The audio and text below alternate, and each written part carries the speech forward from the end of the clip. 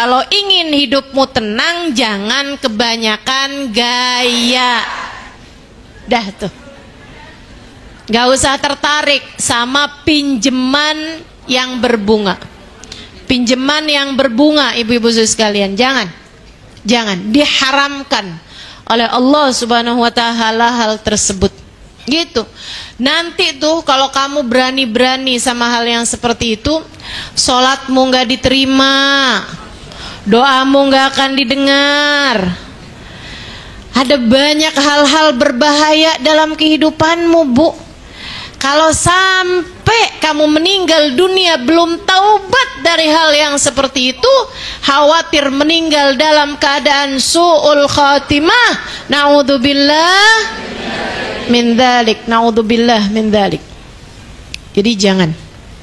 Ya ayyuhalladzina amanu la ta'kulur riba adha'afan mudha'afah. Jangan kalian utang riba, baik menghutangi ataupun yang dihutangi. Ataupun baik kamu berhutang ataupun kamu menghutangi dengan riba. Wattaqullah la'allakum tuflihun. Bertakwalah kalian kepada Allah, niscaya kalian akan menjadi orang-orang yang beruntung. Udah, hidup di dunia tuh takutnya sama Allah aja. Hidup di dunia itu taatnya sama Allah aja. Jangan taat sama gaya hidup.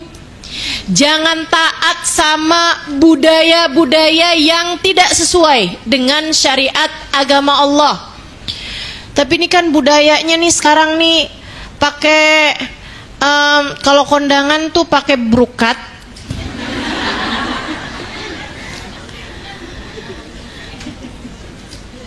Yang di dalamnya itu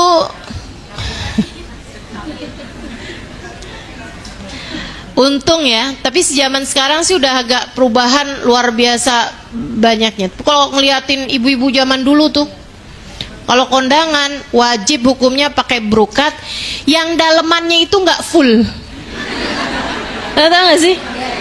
Ya kan? Kalau buat saya sih ibu, maksudnya umi saya atau kalangan umi mertua saya gitu, kayak gitu tuh zaman dulunya.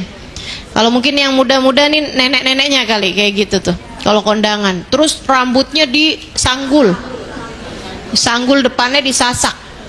Wah, kalau belum tinggi banget tuh, belum berangkat dah tuh pokoknya. Jangan ngikutin budaya yang tidak sesuai dengan syariat agama. Adik-adik juga gitu, misalnya gitu ya. Temen-temennya yang lain lagi tren nih, apaan? Segala apapun yang berbau Korea. Barbie, oh ini baru lagi nih. Wattaqullaha la'allakum tuflihun. Taatnya sama Allah aja, ngikutnya sama syariat Allah aja, kata Allah kalian pasti akan jadi orang-orang yang beruntung. Pengen hidupnya benar, beruntung, lancar, damai, ikut syariat agama Allah Subhanahu wa taala. Insyaallah semuanya akan berada dalam keadaan baik di dunia sebelum kelak baik di akhirat nanti. Wattaqun naral lati uiddat lil kafirin. Takutlah kalian kepada neraka. Hati-hati, jangan deket-deket neraka. Apapun aja yang bisa mendekatkan kalian kepada neraka, jangan deketin. Misalnya perzinaan, jangan deketin. Adik-adik nih, kamu dideketin sama laki-laki, dek, jangan sampai hanya gara-gara coklat sebatang kamu kehilangan harga dirimu. Silver Queen doang loh, mau-maunya kehilangan harga diri yang sebegitu mahalnya. Mau-maunya hanya karena omongan seseorang yang mengatakan bahwa aku tak sanggup hidup tanpamu. Kamu kemudian kebawa sama dia gitu. Nggak ada ceritanya, dek. Dia bisa hidup tanpa kamu. Kamu kalau ada orang laki-laki ngomong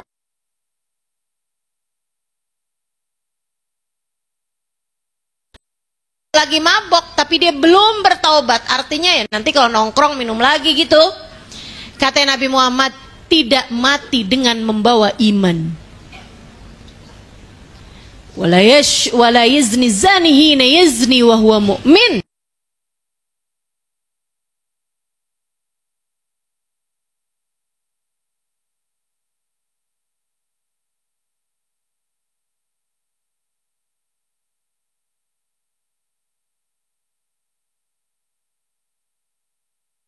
Keadaan dia bertaubat, belum bertaubat dari perzinaannya. Dalam artian ya kalau gue sehat sih ketemu lagi zina lagi gitu. Yang masih merencanakan malam indah atau siang-siang gitu ya, bobo-bobo siang, bobo-bobo cantik. Saudaraku sekalian yang saya muliakan, yang belum bertaubat dari perbuatannya tersebut, katanya Nabi Muhammad ketika dia meninggal dunia tidak akan meninggal dunia dengan membawa iman. Artinya iman akan Allah cabut dari dalam hatinya. Na'udzubillah min dzalik. Na'udzubillah min dzalik. Mudah-mudahan Allah jaga kita sekalian insyaallah. Allah jauhkan kita dari segala perbuatan yang mendekatkan kita kepada neraka. Semoga Allah jauhkan kita dari rasa hati yang membawa kita dekat dengan neraka. Memang ada ustazah rasa hati mendekatkan kita kepada neraka? Banyak. Ragu-ragu kepada Allah, rasa hati kan mendekatkan seseorang kepada neraka. Nggak punya cinta menabi, itu rasa hati yang bisa mendekatkan seseorang kepada neraka. Makanya guru saya Sayyidil Habib Umar bin Hafid mengatakan, bala terbesar, bencana terbesar yang terjadi pada umat di masa sekarang adalah kosongnya hati dari rasa cinta kepada Nabi. Kalau masih punya cinta sama Nabi Muhammad, insya Allah masih mungkin untuk bisa diharapkan keadaannya membaik di waktu-waktu yang berikutnya. Tapi udah hatinya nggak punya cinta menabi, bahaya tuh, udah bahaya. Kalau disebut tentang Nabi tuh kayak biasa-biasa aja gitu. Malah dia lebih seneng diceritain tentang yang lain gitu. Dia nggak seneng. Bahkan ngelihat orang rame-rame baca sholawat, dia nggak demen. Dia bilang bid'ah katanya. Dia bilang ngapain tuh orang-orang berlebihan seperti itu? Berlebihan dari mananya, Bu? Kalian berlebihan memuji Nabi Muhammad. Oh, kenapa gitu? Kalian mengkultuskan Nabi Muhammad. Maksudnya gimana? Ya, kalian menduakan Allah dengan Nabi Muhammad. Ini orang kagak ngerti nih. Kagak ngerti. Ibu-ibu sekalian, kita tuh mau gimana ceritanya disebut menduakan Allah dengan Nabi Muhammad?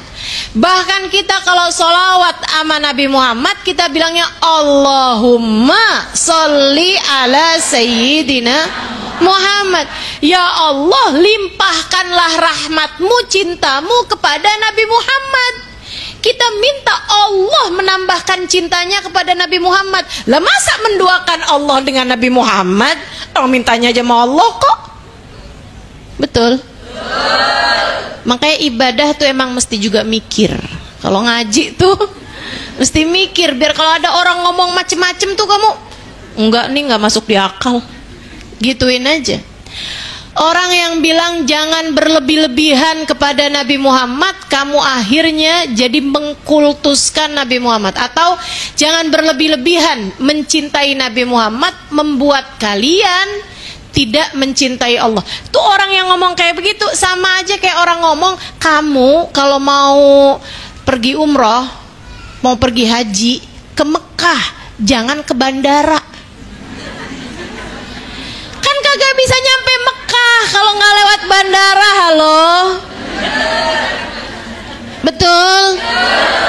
Emang pesawatnya bisa naik dari atas atap? Kan gitu. Kita mendekati Nabi Muhammad karena Nabi Muhammad adalah jalan menuju Allah. Kita mencintai Nabi Muhammad sebagai bagian dari cinta kita kepada Allah. Mencintai Allah artinya mencintai apapun dan siapapun yang dicintai oleh Allah. Dan yang paling utama, paling pertama, paling juara dalam meraih cintanya Allah yang nomor satu adalah baginda kita Nabi besar Muhammad. Maka cintamu kepada Nabi Muhammad adalah salah satu bukti dari cintamu kepada Allah. Jangan kebawa-bawa sama pemikiran orang-orang yang berbicara semacam itu. Ya, takutnya kita dianggap kurang ajar kepada Nabi Muhammad. Akhirnya hati kita, naudzubillah min dzalik, iman bisa tercerabut dari dalam hati kita, naudzubillah.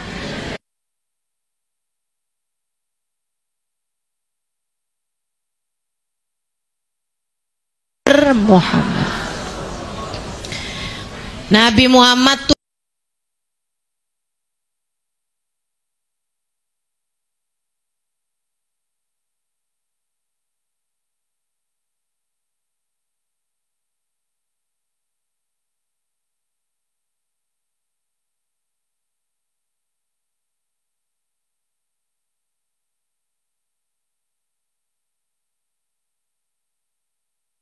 terutamanya hutang yang berbunga, ya Bu ya. Habis itu kita disuruh buat selalu jagain perintah-perintah Allah dengan memiliki jalan takwa, dengan memilih jalan takwa untuk kita tempuh dalam kehidupan. Takwa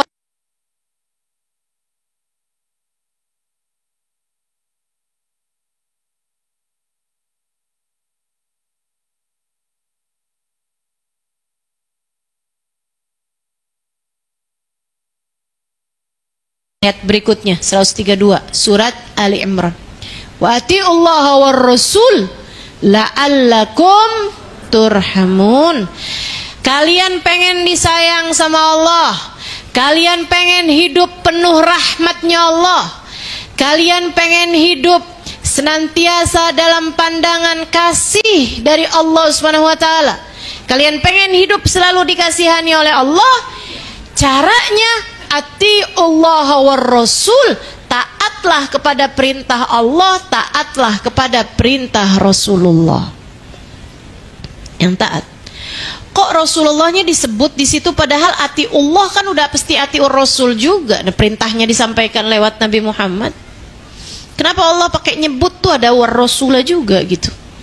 Atiullaha war rasula la'allakum turhamun, untuk menegaskan bahwasanya kamu perlu taat kepada Nabi besar Muhammad.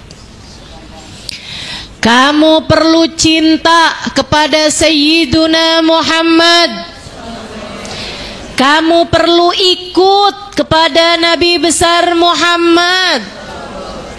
Jadilah atsba' Nabi Muhammad, jadilah followers Nabi Muhammad dalam mengikuti apapun yang telah beliau perintahkan.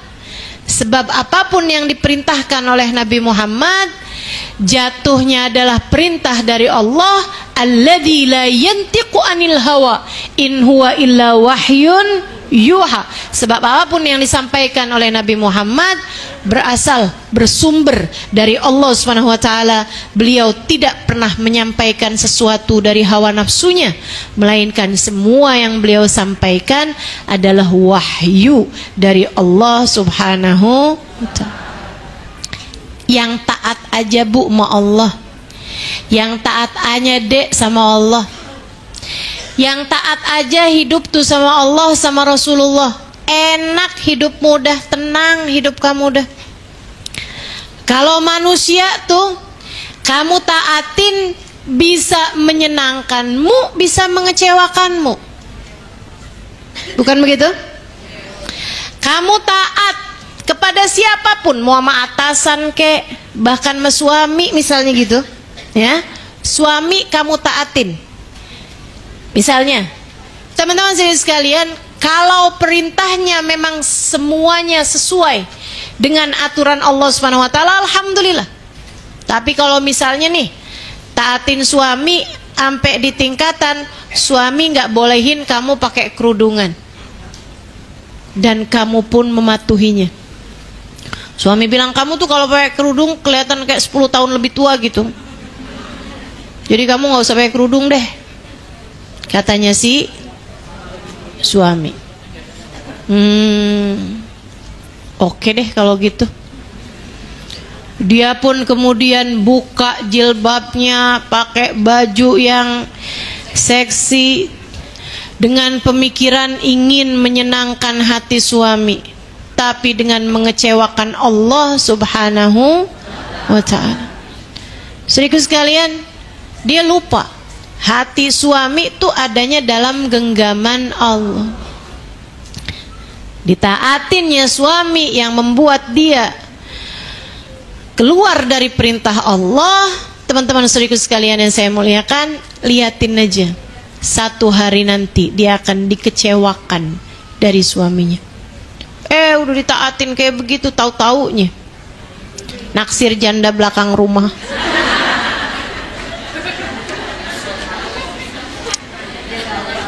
Kamu pun ditinggalin sama dia, nangis setengah mati itu.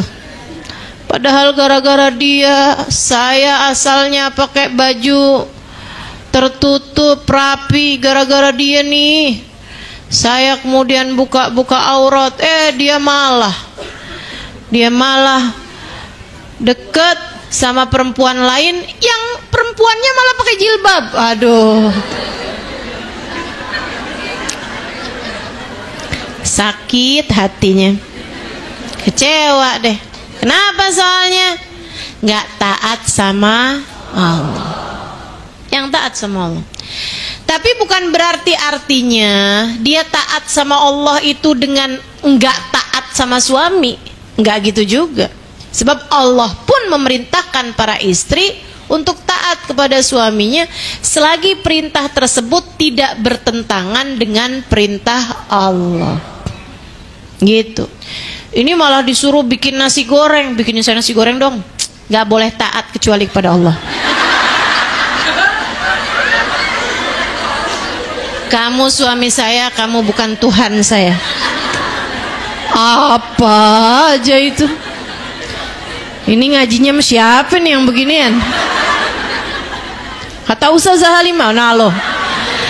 Enggak gitu modelnya teman-teman saya sekalian. Bahkan ketika suamimu misalnya nggak suka kamu pakai jilbab, bukan artinya sorry ya bang, kamu perintahkan saya kayak gimana saya akan tetap pakai jilbab sebab kamu bukan Tuhan saya. Nggak gitu caranya, itu caranya. Tapi coba ngaca gitu. Kenapa ya suami saya nggak suka nih saya pakai jilbab? Kayaknya nih jilbabnya nih kurang pink. Kayaknya jilbabnya kurang kekinian, misalnya begitu kan ya? Coba deh tuh, cari-cari tuh demo berjilbab. Tutorial pakai jilbab yang kekinian gitu. Saya rasa nanti insya Allah semuanya akan membaik semuanya dengan cara kita taat sama Allah, kita taat sama Rasulullah, menjalankan perintah Allah dan Rasulnya dengan cara yang terbaik. Atiullah wa Rasul la'allakum turhamun. Taat sama Allah, taat sama Rasulullah, itu udah jalan terbaik teman-teman sekalian. Bahkan ketika awalnya kamu kecewa, tetaplah di jalan Allah, tetaplah di jalan Rasulullah. Udah percaya aja sama Al-Quran. Ibu-ibu, teman-teman saya sekalian, gak ada yang mampu menata kehidupanmu lebih baik daripada Al-Quran. Lebih baik daripada Al-Quran gak ada. Gak ada. Ini udah taat, tatanan aturan yang terbaik. Sebab yang menciptakan aturan ini adalah yang menciptakan manusia. Jadi nggak mungkin bertentangan, ibu-ibu sekalian. Tenang aja. Bismillah, yang taat sama Allah, yang taat sama Rasulullah. Nanti Allah akan mudahkan urusanmu ketika Allah merahmati dirimu. Bu, saya cerita nggak nih ya? Saya ketika awal menikah sama suami,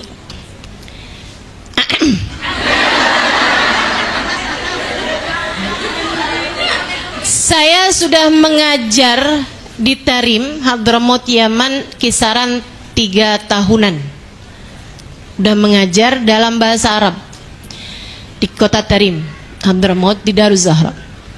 Saya sudah mengajar bab fikih khilafiyah 4 madhab.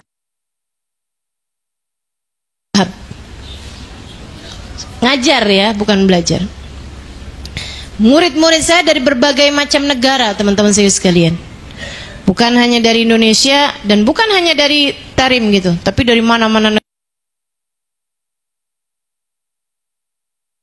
negara. Ada dari Inggris, ada dari Amerika, ada dari Swedia, dari Australia, dan sekarang mereka sudah kembali ke negaranya masing-masing dan kebanyakan dari mereka menjadi ustazah. Yang saya mau ceritain, saya itu sudah mengajar sedemikian lama, kayak hukum-hukum tuh udah di luar kepala lah. Di luar kepala dalam kitab maksudnya. Maksudnya itu udah banyak gitu kan yang saya hafal. Saya menikah dengan seorang laki-laki yang gak pernah pesantren. Jangankan ulama, masuk pesantren aja gak pernah. Pesantren kilatnya gak pernah.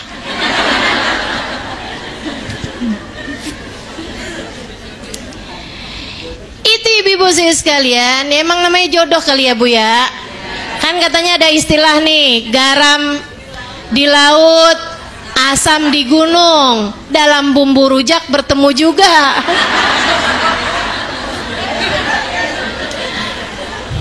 Nah, bumbu rujak tuh kan ada garamnya, ada asamnya.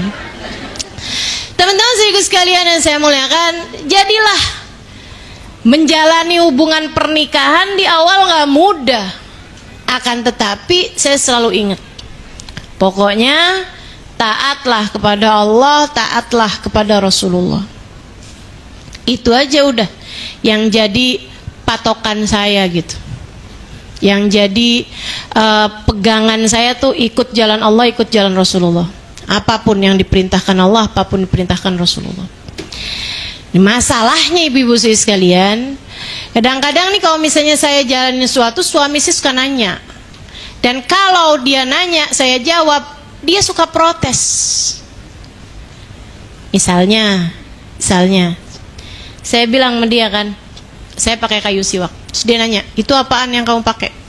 Saya bilang, nih kayu siwak yang dipakai sama Nabi Muhammad. Oh, karena zaman dulu belum ada odol.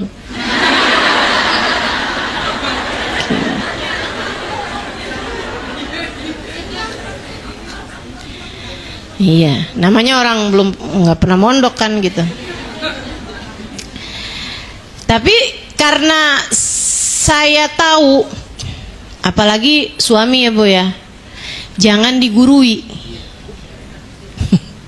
Langsung iya bener. Apa tuh, kenapa tuh begitu? Kamu pernah ngerasain apa gimana nih? Jadinya ya udah aja gitu. Kalau dia protes terhadap sesuatu, saya diem aja. Teman-teman sekalian yang saya muliakan, ada banyak hal yang saya berusaha untuk tetap di jalan Allah pokoknya. Pokoknya tetap aja udah di jalan Allah. Dan subhanallah, hati manusia akan terus berbalik kan begitu ya? Masya Allah. Saya tidak pernah berusaha mengubah apapun yang ada dalam diri suami. Ini juga catatan penting buat para istri yang ngerasa, apalagi kalau baru pulang ngaji nih, mendadak ustazah.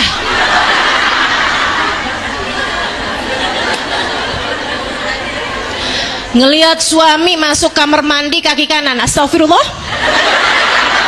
No. Silakan keluar dulu bang. Kalau masuk kamar mandi kaki kiri. Itu nggak demen deh tuh, suami kita nggak demen digituin.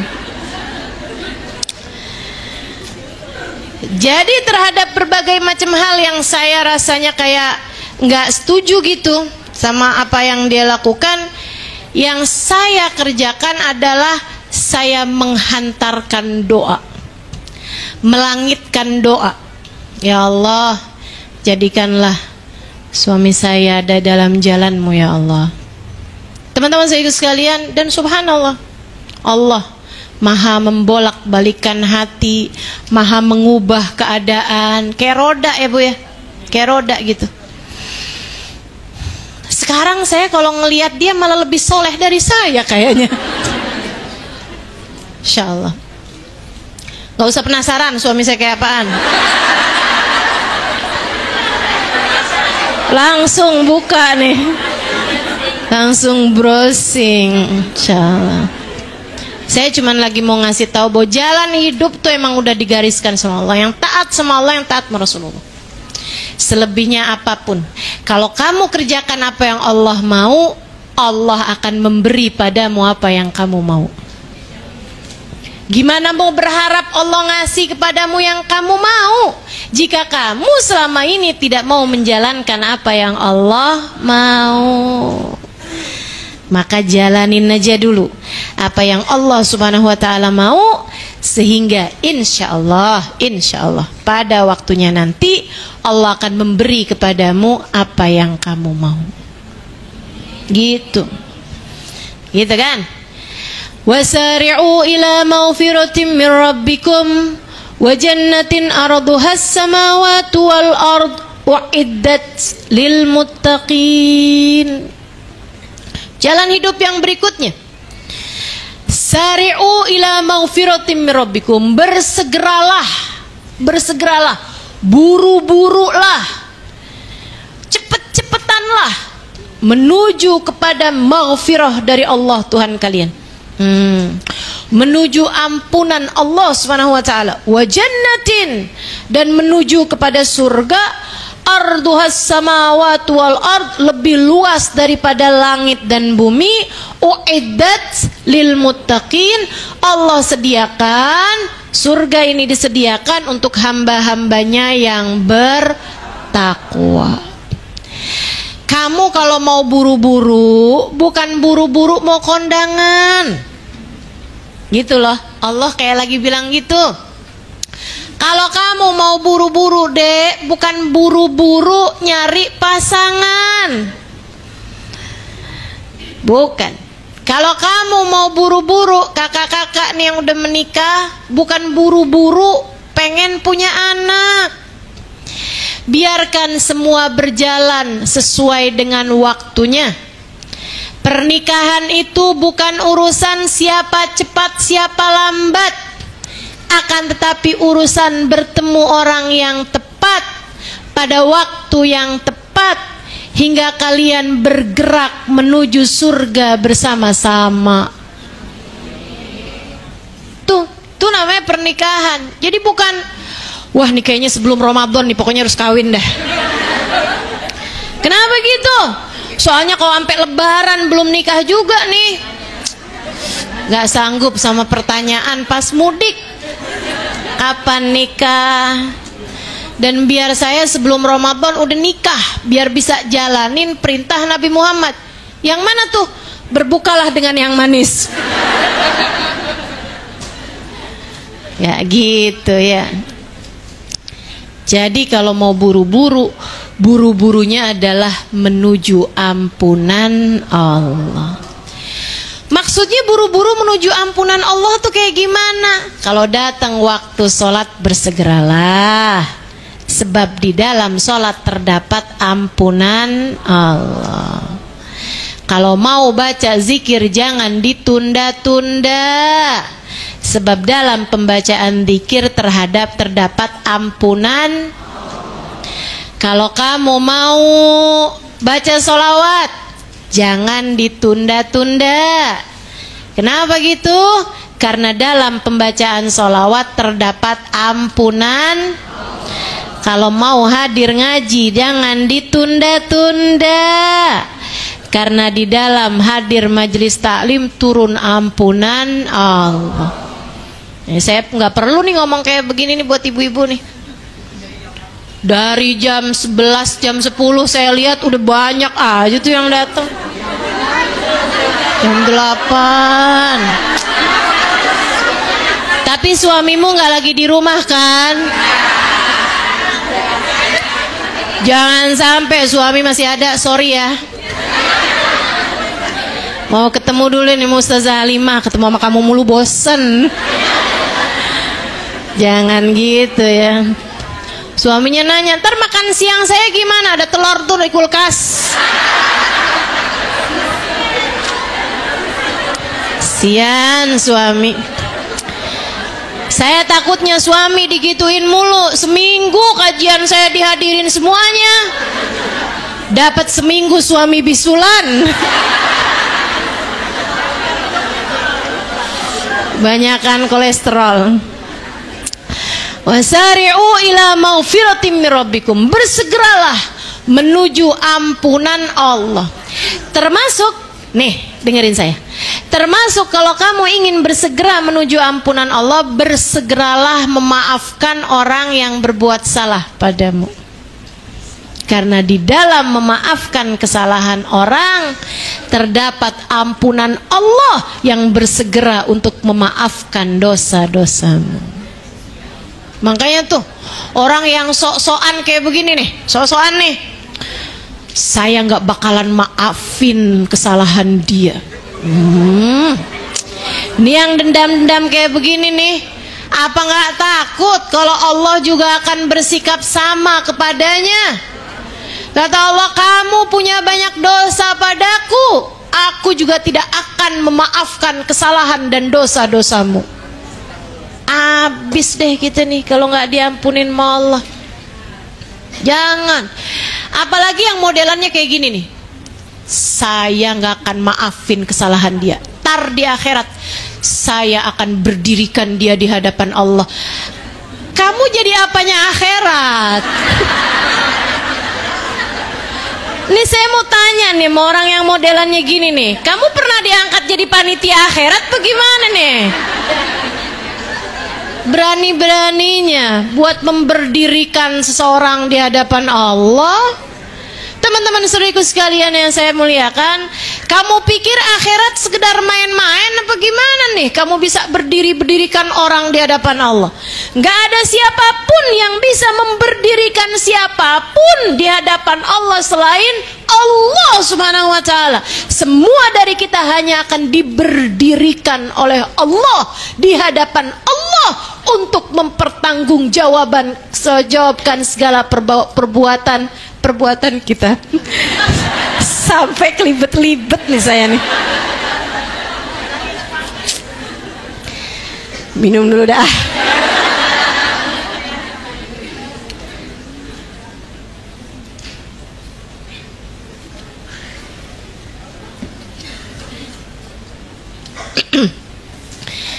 Jadi nggak ada ceritanya maafin salah orang biar kamu juga terhitung bersegera menuju ampunan. Ama Allah dibilangin, kalau kamu udah dapat ampunan aku, kamu juga akan dapat surga. Luasnya lebih luas daripada langit dan dipersiapkan kepada hamba-hambanya yang bertakwa. Jalan hidup kita nih. Tata hidupmu dengan ayat-ayat Al-Quran, jelas kebenarannya. Siapa ya Allah orang-orang bertakwa ini? Biar kita tempuh jalan mereka, biar kita ikutin cara-cara hidup mereka. Alladzina yunfikuna fis sarra'i wad dharra. Jalan hidup nih ditata sama Allah. Kamu pengen masuk surga? Jadilah orang bertakwa. Yang kayak gimana ya Allah orang bertakwa? Yang gak pelit. Yang gak pelit. Alladzina yunfikuna fis sarra'i wad dharra. Orang-orang yang ringan tangan memberikan nafkah, ringan tangan memberikan apa nih namanya? infak di jalan Allah, mengeluarkan hartanya. Ringan tangan mengeluarkan hartanya di jalan Allah. Di jalan Allah, bukan di jalan biar kepilih jadi anggota dewan. Bukan.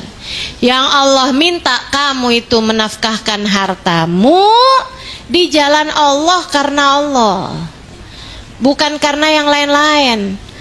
Makanya nih nanti nih bentar lagi nih 2024 suka mendadak banyak sumbangan. Betul nggak? Majelis taklim lah, masjid lah. Yang nyakitin hati, santren juga. Yang nyakitin hati pas nggak kepilih diambil lagi.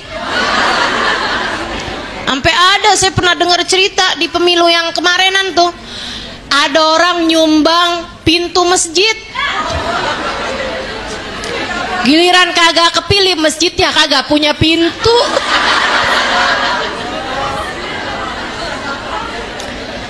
Ya Allah, diambil balik sama dia. Innalillahi. Orang bertakwa, orang yang menafkahkan hartanya di jalan Allah. Fisarra yudharra. Nah, Allah memang bahasanya udah paling cakep dah. Fisarra, di saat kamu sedang sarra, sedang seneng, sedang gampang, kehidupan sedang mudah. Wadharra, bahkan di saat kamu sedang dalam keadaan darurat juga, kamu dalam keadaan susah juga, kamu dalam keadaan terjepit juga, kamu pas-pasan juga, sama Allah tetap disuruh buat menafkahkan hartamu. Kok bisa sih Allah gitu amat? Ya Allah, kalau disuruh ngeluarin harta orang yang kaya-kaya aja kenapa? Masa gitu orang miskin-miskin juga disuruh ngeluarin harta juga ya Allah? Ini yang ada, yang kaya semakin kaya, yang miskin semakin miskin. Enggak gitu, itu hitungan manusia. Hitungan Allah.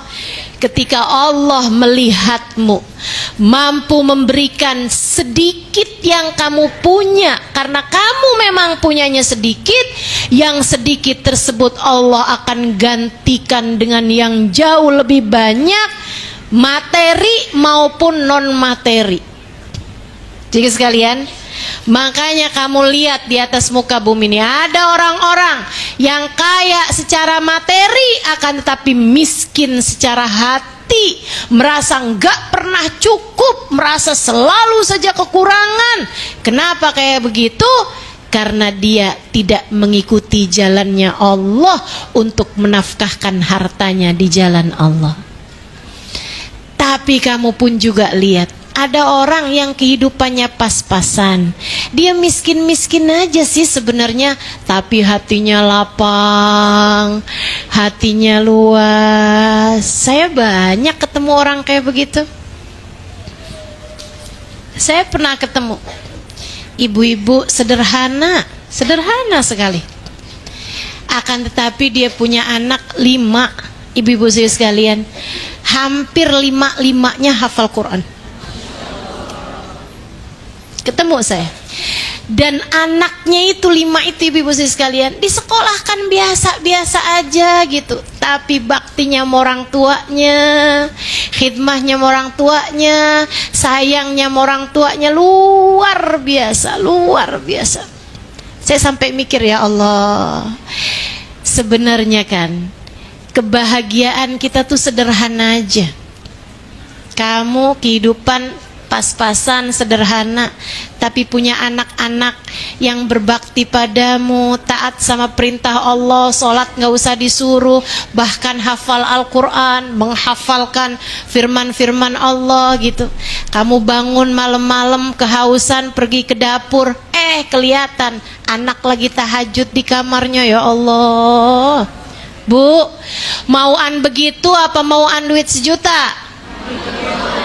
Mauan begitu saya rasa. Betul apa enggak? 1 juta doang masalahnya saja. Enggak, tapi saya yakin kok buat para ibu-ibu yang pada punya anak nih, mauan begitu apa mauan uang 50 juta? Mauan begitu ibu ya? Ibu mau punya harta berlebihan banyak, akan tapi anak satu kena narkoba, yang satu hamil di luar nikah. Innalillahi wa inna ilaihi rajiun. Kesengsaraan dan penderitaan macam apa itu? Enggak gitu, enggak gitu. Ada banyak kesenangan yang tidak melulu urusan harta. Ada banyak kesenangan tidak melulu urusan harta. Makanya Allah Subhanahu wa taala bilang, kamu terhadap hartamu jangan nunggu kaya buat sedekah. Kamu punya berapa, sisihkan sebagiannya untuk mereka yang lebih tidak beruntung, atau yang tidak seberuntung kamu dalam urusan harta. Begitu kan? Nah, yang ada kita bagi, Itu rumus bahagia, ibu-ibu sekalian. Jangan kepengenan sama yang dipunya orang, yang kita punya jangan sendirian menikmatinya. Itu rumus hidup bahagia tuh. Yang ada dibagi, yang gak ada jangan dicari. Yang gak ada gak usah pengen gitu. Orang punya begini, punya begitu, ya biarin, gak apa-apa. Ibu ya, bahagia gak tergantung dari itu kok. Betul? Gak tergantung dari itu. Siapa bilang ustazah bahagia tuh tergantungnya dari harta ustazah? Nih yang ngomong pasti gak pernah jadi orang berharta. Nih yang ngomong pasti bukan orang kaya. Bukan orang kaya yang ngomong, gak gitu ceritanya. Mereka bilang ternyata harta tidak membahagiakan hidup kita. Gitu. Karena udah pernah nyoba. Alladzina yunfikuna fis sarra'i wad dharra. Orang bertakwa, orang yang memberikan hartanya, mengeluarkan hartanya di jalan Allah saat dia dalam keadaan mudah pun saat dia berada dalam keadaan susah, dalam keadaan yang pas-pasan. Wal kadhiminal ghayadha. Tapi bukan artinya semua yang dia punya kasihin sama orang lain gitu ya. Udahlah dia lagi susah, uang belanjaan nih, pagi-pagi suami cuma ngasih 50.000. Siang-siang gak ada makanan, suaminya nanya, lah tadi pagi kan udah saya kasih tuh 50.000. Mana dia nih makanannya, itu padahal buat besok juga. Loh bang, udah saya sedekain. Kenapa kalau kamu bisa sedekain? Kata Ustazah Halimah. Nggak gitu. Nah kalau kamu dikasihnya uang segitu, kamu belanjain, kamu masak, kan gitu ya. Nah nanti makanannya sebelum kamu makan, kamu taruhin deh tuh sepiring, ya kan? Sayur asemnya, ikan asinnya, tempe gorengnya. Ini kayak jadi lapar nih. Sambelnya, sama kerupuknya, tuh kamu cari tuh. Orang di luaran situ ada tukang sampah, udah makan belum pak? Nih pak, enak gak pak tuh makanan saya pak? Gitu kan. Teman-teman sekalian yang saya muliakan, tuh namanya berbagi gitu kan. Yang kamu harapkan dengan pembagian tersebut bukan sesuatu hal yang sifatnya duniawi, akan tetapi sesuatu hal yang sifatnya ukhrawi, akhirat yang kita minta. Alladzina yunfikuna fis sarra'i wad dharra wal kadhiminal ghayadha. Penting nih. Calon-calon penghuni surga yang luasnya lebih luas dari langit dan bumi, mereka adalah orang-orang bertakwa yang satu, berani menafkahkan hartanya di saat susah maupun di saat mudah maupun saat susah. Yang kedua, wal kadhiminal ghayadha, orang yang mampu menahan emosinya, mampu menahan emosi. Ibu, emosi itu ditahan, jangan marah-marah mulu. Ini saya bilang penting. Kenapa gitu? Cewek kebanyakan pada suka rada susah nahanin emosi, ya bu ya. Enggak cewek juga ustazah, cowok juga susah nahanin emosi. Ibu sekalian, meledak-ledak. Waduh, kau udah kesel sama orang, bawaan pengen marah aja, kan gitu ya. Saya sering nanya tuh sama anak-anaknya tuh, nak, yang di rumah yang suka ngomel siapa? Mama. Mama deh tuh. Suka ngomel. Padahal ibu-ibu juga kalau habis ngomelin anak tuh pas dia lagi tidur nyesel. Ya Allah, siannya nih anak udah saya marah-marahin, penangis gitu kan. Tapi besoknya pas dia udah bangun kita marahin lagi.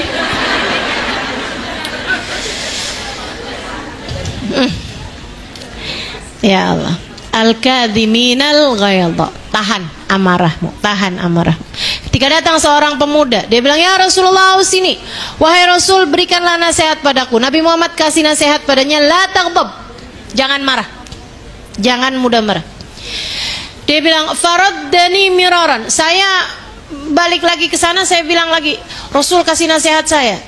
Nabi bilang, "La taghdab." Jangan marah. Saya ngantri lagi sama yang lain-lain, nanya sama Nabi, saya bilang, "Ya Rasulullah, sini.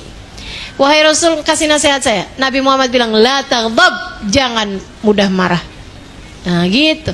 Jangan mudah marah. Jangan cepet-cepet tersulut emosi.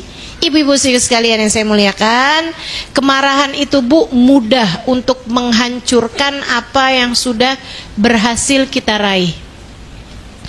Misalnya, kamu berumah tangga nih, udah berapa tahun berhasil kamu jalanin. Tapi ketika kamu marah, bisa jadi rumah tanggamu jadi hancur karenanya. Betul? Ya kamu marahin suami karena suami ketahuan selingkuh misalnya. Oh, marah berapi-api sampai api keluar dari matanya. Suami dimarahin tambah lebih marah lagi. "Oh, udah deh kalau gitu keluar dari rumah, saya ceraikan kamu." Aduh. Itu tinggal nyeselnya, ya kan? Banyak menghancurkan, termasuk juga anak nih, kamu sayang-sayang, kamu perlakukan dia dengan baik. Tapi kalau kamu modelannya yang marah mulu sama anak, anak gak merasakan kasih sayangmu Bu. Dia pikir kamu jadi malah gak sayang gitu sama dia gitu. Emang penting banget sih kemampuan mengendalikan amarah, makanya diajarin sama Nabi. Mau saya kasih tahu? Ibu-ibu sekalian, nih ya, pengendalian amarah ada jarak dekat, ada jarak jauh. Ada pengendalian yang sifatnya jangka waktu dekat gitu ya, ada yang sifatnya jangka jauh gitu. Nah, kalau yang sifatnya jangka dekat nih, kamu kalau marah, begitu marah, kalau datang amarah di saat kamu sedang berdiri, segeralah duduk. Kalau datang amarah dalam keadaan duduk, segeralah berbaring. Segeralah berbaring. Karena sifat dasarnya manusia itu kalau lagi marah nih Bu nih, kalau duduk biasanya langsung berdiri. Betul nggak? Misalnya nih, kita nih lagi biasa tiba-tiba kita lihat apa hal-hal yang bikin kita marah. Apa? Wah, langsung berdiri tuh. Sama Nabi diajarin, kamu kalau marah lagi dalam keadaan berdiri, segeralah duduk. Bikin dirimu tuh lebih rileks, lebih santai. Kalau kamu datang marahnya dalam keadaan duduk gitu kan, segeralah berbaring. Jadi kalau misalnya suami marah-marah, kita kepengen marah juga. Tunggu bang, bentar.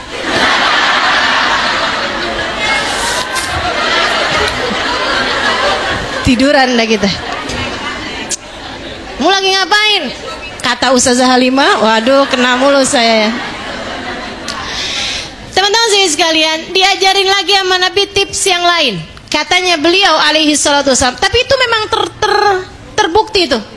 Manjur itu ibu-ibu sekalian dalam membuat kita tidak tidak meluap-luap gitu kemarahannya.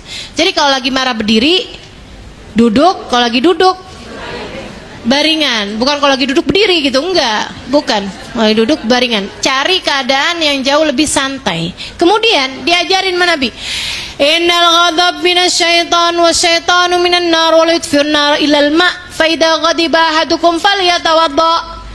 Kata Nabi, kemarahan itu sumbernya dari setan. Setan itu diciptakan dari api. Tidak ada yang bisa memadamkan api selain air. Maka apabila seseorang di antara kalian sedang marah, pergilah wudu.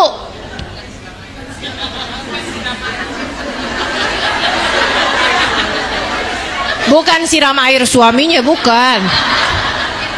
Gitu suami marah-marah, dia keluar bawa ember. duduk. Ngapain, siram dulu dah. Enggak gitu. Saudara sekalian saya muliakan, sama Nabi kita disuruh wudu.